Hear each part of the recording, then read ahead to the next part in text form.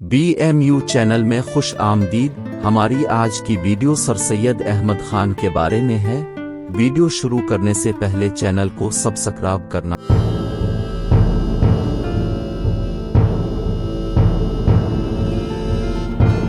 نہ بھولیں۔ مسلم معلم، قانون دان اور مصنف سر سید احمد خان 1797 میں پیدا ہوئے۔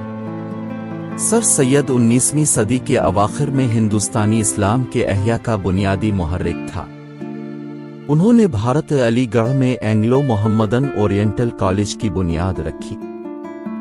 Night commander of the order of the star of India میں ان کی ترقی 1888 میں ہوئی۔ ترقی پسند سید خاندان مغلیہ سلطنت کے آخری دنوں کے احترام سے لطف اندوز ہوا۔ ان کے نانا نے اپنے دور کے مغل شہنشاہ کے لیے 2 بار وزیر اعظم کی حیثیت سے خدمات انجام دیں اور ایسٹ انڈیا کمپنی کے تحت اعتماد کے عہدوں پر بھی فائز رہے۔ مغل انتظامیہ سے الاؤنس وصول کرنے والے ان کے والد مذہبی رجت پسند بن گئے۔ سید کے بھائی نے دہلی میں ایک پرنٹنگ پریس کے ساتھ دکان قائم کی اور اردو میں لکھا گیا پہلا اخبار شائع کیا جو شمالی ہندوستان میں مسلمانوں کی اکثریت کی زبان۔ سید کے والد کی موت نے خاندان کو مالی طور پر مشکل وقت سے دوچار کیا اور انہیں اسکول کے صرف چند سال بعد کام پر جانا پڑا۔ 1838 میں ایسٹ انڈیا کمپنی کے کلرک کی حیثیت سے اپنے کیریئر کا آغاز کرتے ہوئے وہ ذیلی جج کے طور پر اہل ہو گئے اور متعدد مقامات پر عدالتی شاخ جوڈیشل برانچ میں کام کرتے رہے۔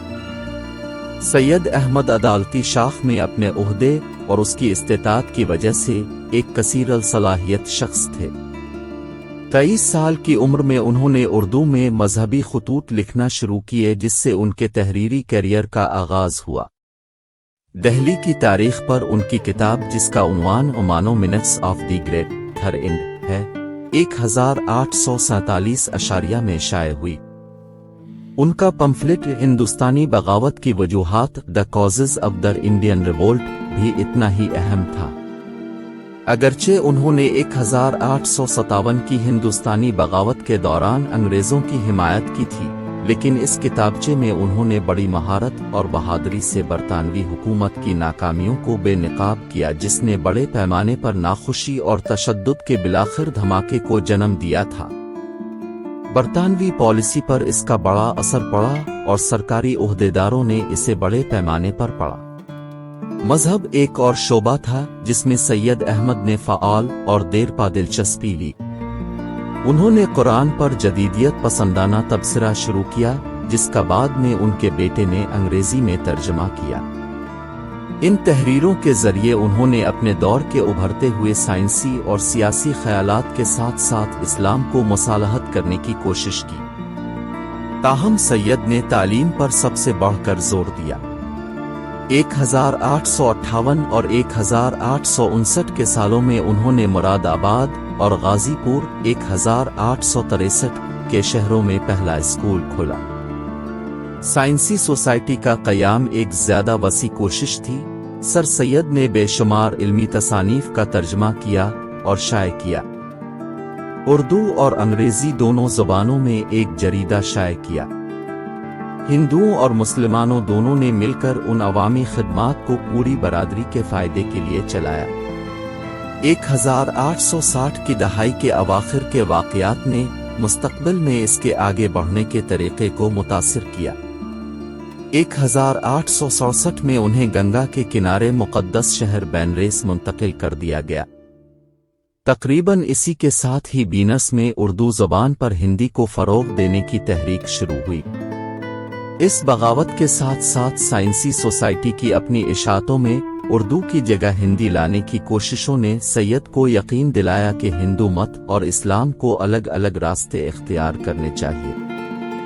یہی وجہ ہے کہ 1869 1870 کی دہائی میں انگلستان میں وقت گزارنے کے بعد انہوں نے ایک عظیم تعلیمی ادارے کے منصوبے پیش کیے جسے وہ مسلم کیمبرج کہتے تھے۔ واپسی پر انہوں نے اس مقصد کے لیے ایک کمیٹی تشکیل دی اور انہوں نے تہذیب الاخلاق، سماجی اصلاح کے نام سے ایک اہم اشاعت بھی شروع کی جس کا مقصد مسلمان کی ترقی اور اصلاح میں اپنا حصہ ڈالنا تھا۔ مئی 1875 میں سید نے علی گڑھ میں ایک مسلم اسکول کی بنیاد رکھی اور اسی سال ریٹائرمنٹ کے بعد انہوں نے اس ادارے کو ایک یونیورسٹی میں وسعت دینے کے لیے خود کو وقف کر دیا۔ جنوری 1877 میں وائسرائے نے ذاتی طور پر کالج کے لیے سنگ بنیاد رکھنے کی نگرانی کی۔ سید کے اقدامات کی مخالفت کے باوجود یونیورسٹی نے تیزی سے ترقی کی۔ 1886 میں سید نے تعلیم کو آگے بڑھانے اور ہندوستان کی مسلم کمیونٹی کو متحد کرنے کے لیے ملک بھر میں مختلف مقامات پر منعقد ہونے والی آل انڈیا محمدن ایجوکیشنل کانفرنس کے سالانہ اجتماعات میں سے پہلا اجلاس بلایا۔ اس نے 1906 میں مسلم لیگ کے قیام تک ہندوستانی اسلام کے اعصابی مرکز کے طور پر کام کیا۔ سید نے مسلمانوں کو سیاست میں شامل ہونے کے خلاف متنبہ کیا اور انہیں تعلیم حاصل کرنے پر توجہ دینے کی ترغیب دی۔ بعد میں انہوں نے انڈین نیشنل کانگریس اور اس کے اہداف کی سخت مخالفت کی جس میں کچھ مسلمانوں کے تنظیم میں شامل ہونے کے بعد ہندوستان میں پارلیمانی جمہوریت کا تعارف بھی شامل تھا۔